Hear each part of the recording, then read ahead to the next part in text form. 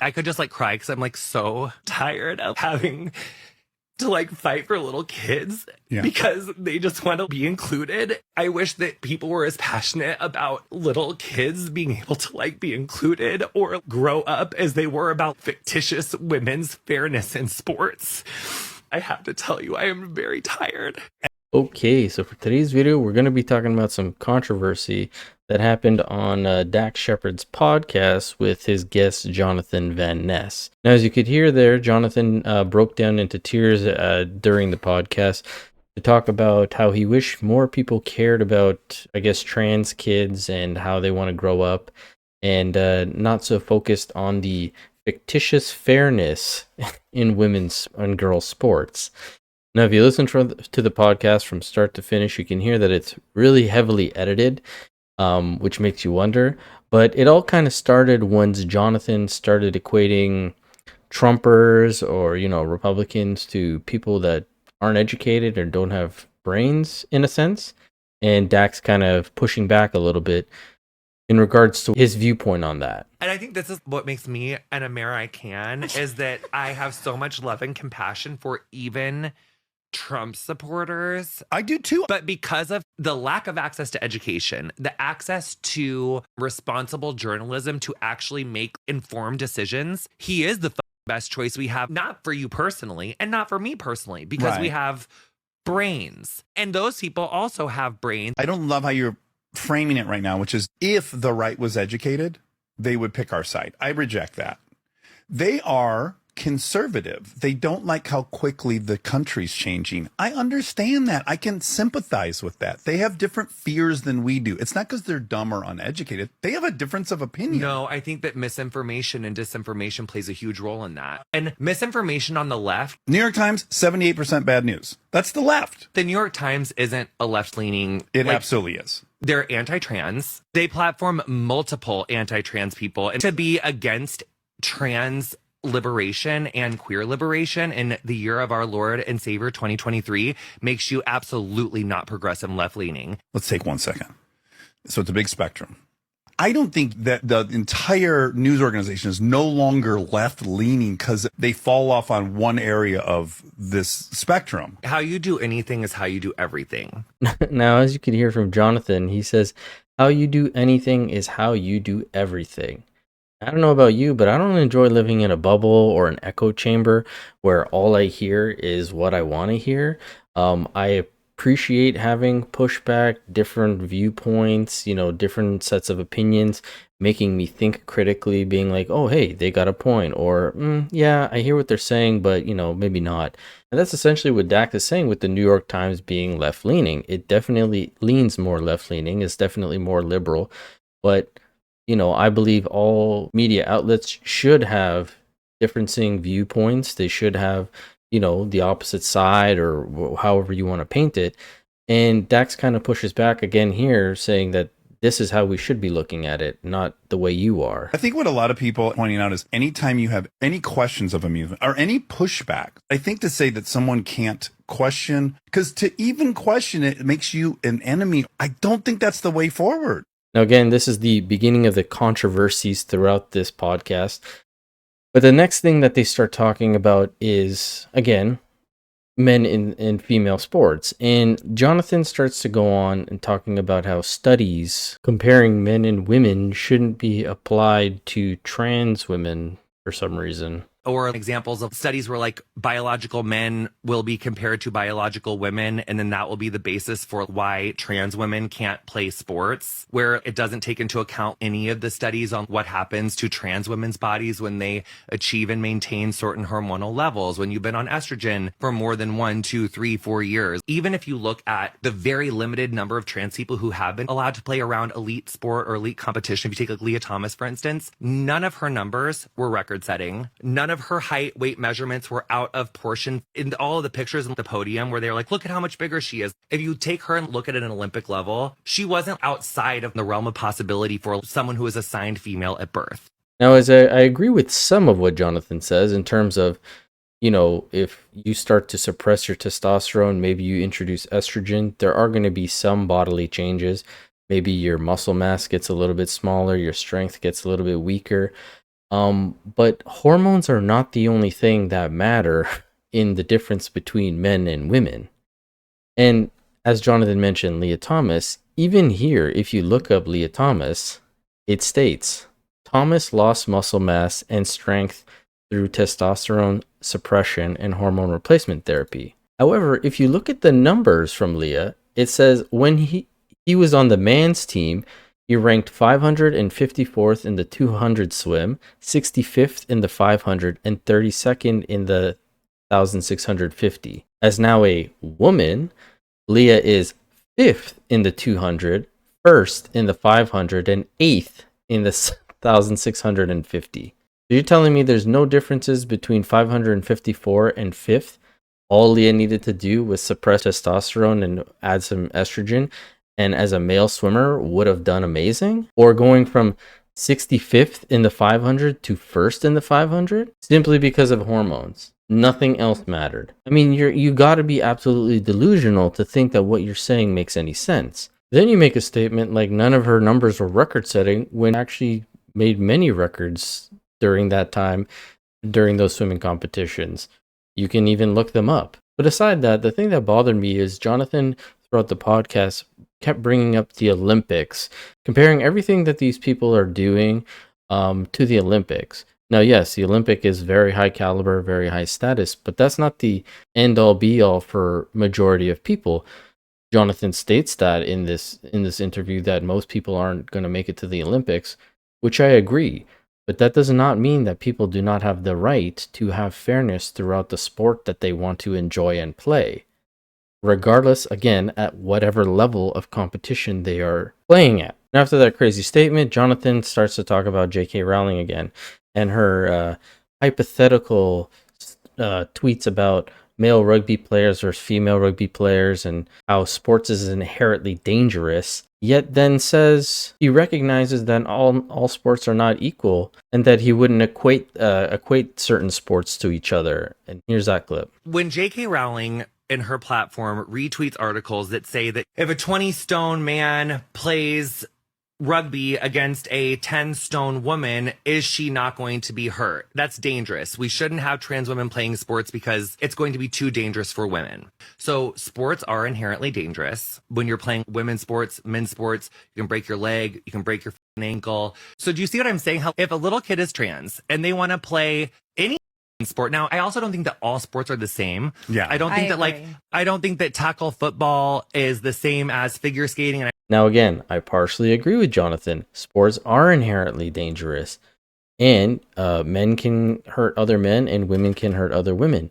But men hitting women is a whole different subject, which is why we've had the sports divided for so long. And if you think that's not happening, we actually covered a story on this a few months ago where a transgender woman named Ash Davis, who was the hardest hitting men when playing on the men's team, transitioned into a woman. This is what he looks like, and went to play on the women's rugby team. And a tweet that was posted around that time said, last weekend, three women's rugby players had to be removed from a game and treated for injuries from hits sustained by a trans woman. The referee, after repeated dangerous tackles, had to remove the trans player from the game. Then we have statements from the women. We are women, said the female player on the receiving end of the tackle. It's a whole other thing playing rugby against men. I had never been hit like that before, even at competitive women's levels, said the player. There was so much more brute force. There are women who are bigger than him, but no girls hit like that. This is a strong human. Well, unfortunately, it's not that it's a strong human. It's the fact that it was the men's hardest hitting male player who decided to join the women's league.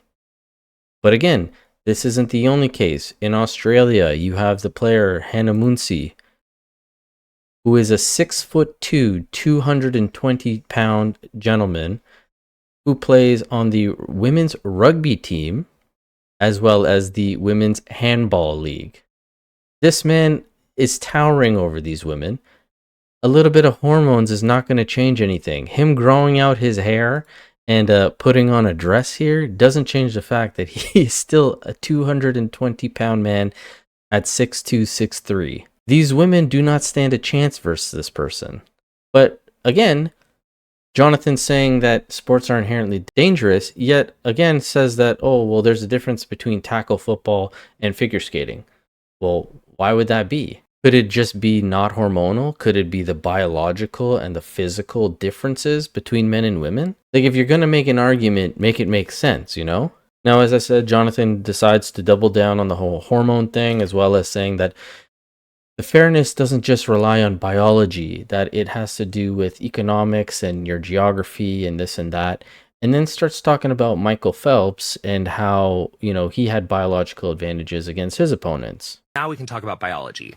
Michael Phelps, cishet man, greatest swimmer of all time. He also has these double jointed ankles. He also has webbing in his toes that comes up farther than other people's.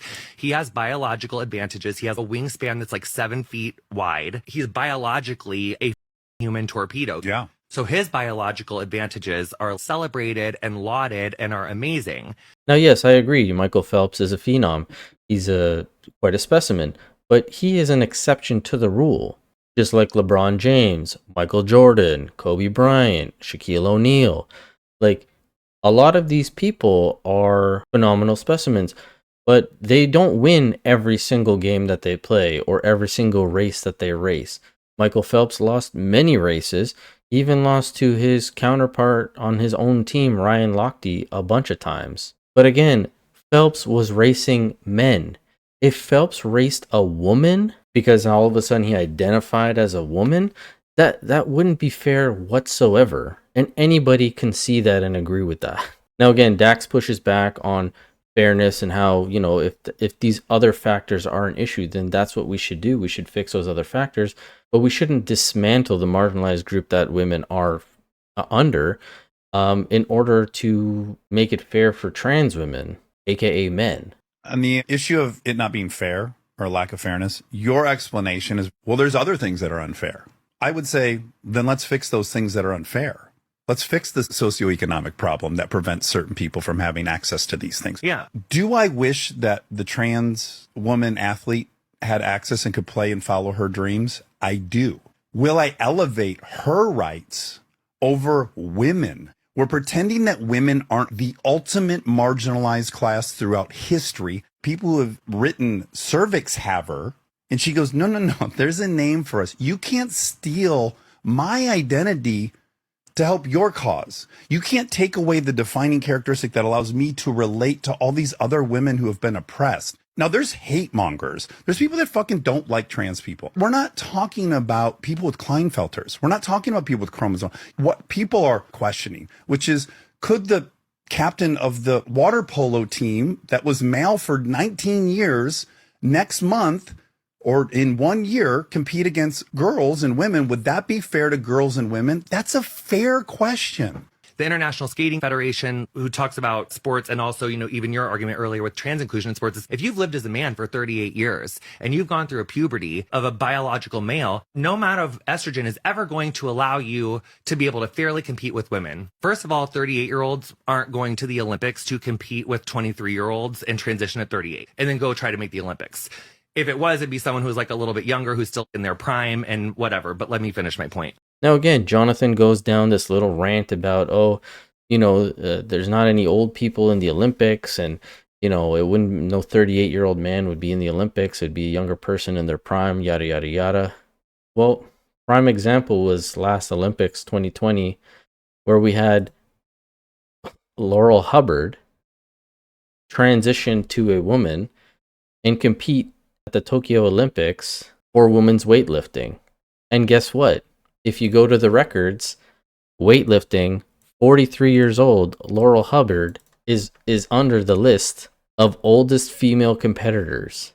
So again, it just seems disingenuous when Jonathan's trying to make these points, and yes, he's making some factual points or some half truths, half statements, but then the other halves are just blatant lies or misinformation, as he loves to talk about misinformation and disinformation. Now, Jonathan, if you've ever saw Queer Eye for the Straight Guy, he's one of those team members, and He's a very effeminate gay man. However, apparently in 2019, he came out as non-binary. Now, he is married to a man, and as of lately, he continues to call himself a trans girl or refer to himself as he doesn't know if he's trans or not, which to me seems a little bit like a mental health issue. The fact that you're a gay man or an effeminate gay man who all of a sudden becomes non-binary, is married to another man, but now is saying that he's trans, non-binary. Like, it's again this whole Dylan Mulvaney situation where you're just kind of flip-flopping into anything and everything, and you're saying that you're having a struggle with your gender ideology.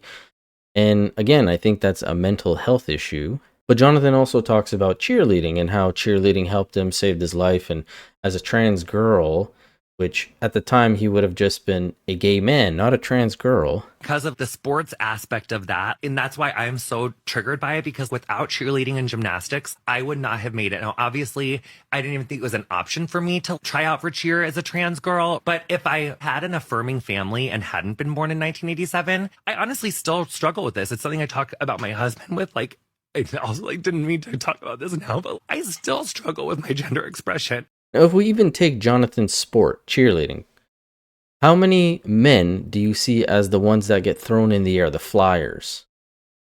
Practically, if anything, zero. And what about the base foundation, the ones that hold everybody or throw everybody? Do you see girls there? I don't. Why do you think that might be? Because of biological differences? Because men are typically stronger, taller, can throw these people like that? Like, even within his own sport, there's differences for a reason. Without cheerleading, I probably would have killed myself in high school.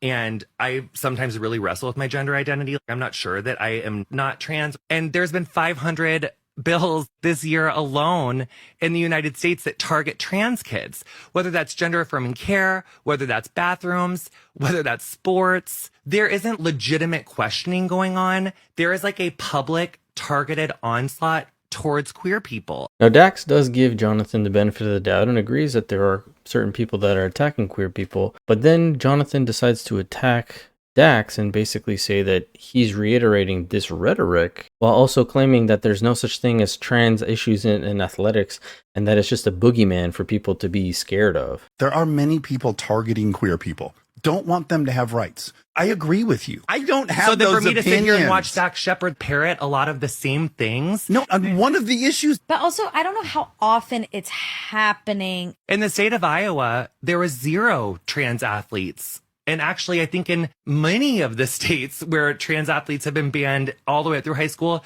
there have been no trans athletes. It's a boogeyman to make us feel that our girls are being attacked, that their things are being taken away. Now, I'm not familiar with the amount of laws that are being put in place and everything like that, but simply because something is not there doesn't mean you don't need a protection for it. There's already been enough cases where female athletes are losing out on certain things because of these male athletes that are transitioning or identifying as women and going into their sports. Again, I gave you a bunch earlier. We also have the fastest girl in Connecticut, Chelsea Mitchell, who had lost over 20 times to a trans woman and I think lost some sort of scholarships. Another athlete right here, this girl, she would have been placed in 3rd. However, this gentleman decided to race in the women's league, took 2nd place, bumping the 2nd place girl to 3rd and the 3rd place girl to 4th. So again, it doesn't need to be at an Olympic level. It doesn't need to be at a certain competitive level. After Jonathan makes his boogeyman statement, he basically comes out and calls Dax a transphobe, where Dax pushes back and questions him on this. It does hurt my heart to see people who I respect taking up for positions. But really, the thing that I'm bummed about right now is that if you wanted to lay out your points where you'd say this would make you supportive of the movement, and you laid out 10, if I'm along for 9 of them and not the 10th, you file me in this enemy category? I'm not filing in an enemy category. Have whatever beliefs you want. Go for it. I'm just saying that it is disappointing when you realize the amount of people, they think they're really fighting for something. And that's where you see the woke can't be woke enough. If you agree on 9 out of 10 things, but not 10 out of 10 things, you are the enemy. And again, Jonathan tries to back out and say you're not the enemy, but you know, it's clear what Jonathan thinks about Dax at this point. Now, they had mentioned birth abnormalities and intersex people a few times throughout the podcast. And I wanted to touch on that briefly because Jonathan goes on a little bit of a tangent about this individual that he knows who was born with an external vagina and internal testicle. And also, when we're talking about transition, intersex babies, Alicia Roth-Weigel has an amazing book coming out. It's called Inverse Cowgirl. I had her on my podcast. I love her. She's an incredible intersex activist out of Texas who's been having these conversations for a lot longer than this has been a hot button cultural topic. But she was born with complete androgen sensitivity, which is an intersex variation. She was born with an external vagina and internal testes. When she was born, the doctors literally told her parents it's easier to dig a hole than build a pole. So they were like, you got to make your little girl a girl. We got to do this gender confirming surgery. She will have to wear expander for the rest of her life, which is something that so she could potentially have intercourse someday. So from the time she was like a little girl wearing expanders, having to be on estrogen from the time she was like 7 years old so that she could have like a normal puberty. Actually, I don't know 7, but from a very young age. So for intersex people, surgery is encouraged to enforce this idea of a gender binary. And what biologists will tell you is that it is not exactly 1 and 2. That's an oversimplification of biology. Now, I'm not sure what biologist Jonathan is referring to, as in the biology classes that I've taken, the anatomy classes, neuroanatomy, physiology, all those classes that I've taken myself, male and female are determined by your gametes, and you have large gametes and small gametes, and the small are produced by the testicles, and the large are with ovaries. So it is a binary because there's only one or the other. Now, in regards to this person he's talking about and all people that are intersex, the prefix inter literally means between, meaning you are intersexed between male and female. It does not mean that this is a third sex or a third gender or whatever you want to say it. It literally means you are in between the binary of male and female. Now, Jonathan mentions this person has internal testes and an exterior vagina. I would equate this person to a male based on the internal testes. But regardless if this person had sexual reassignment surgery to look like a male, have a male penis, or sexual reassignment surgery to have more of a vagina, either way, this person would have had health complications throughout their lives because it is an abnormality within the two binaries. Now, if we just take sex out of this and we're looking at the other parts of your body in your anatomy, you have scalene muscles in your neck. The brachial plexus comes through there. It actually comes through the interscalene triangle, meaning the brachial plexus comes out between the scalene muscles. You also have the muscles between your ribs, which are your costals. That's the other term for ribs. You have intercostal muscles. These are muscles between the ribs. So intersex, again, is between two things, male and female. It is not a third option. But the last part that got me was Jonathan went on this little small spiel at the end saying, if you don't live this thing, then you can't talk about it. I think if you aren't personally impacted by an issue, for people who are, it just is a bit exhausting. I'm sorry to tell you, John, but you're not a trans person. You're an effeminate gay man. That's how you've grown up. You weren't trans back in the day and then just pretended to be gay and then now are realizing it. You've been gay probably your whole life and will be gay still in your whole life. So again, just by your logic, it sounds like you shouldn't be able to talk about this either. But hey, as always, love to hear from you guys. This video is probably a little bit longer than normal, but you know, there was a lot to cover. And as always, I will catch you guys on the next one. Thanks so much.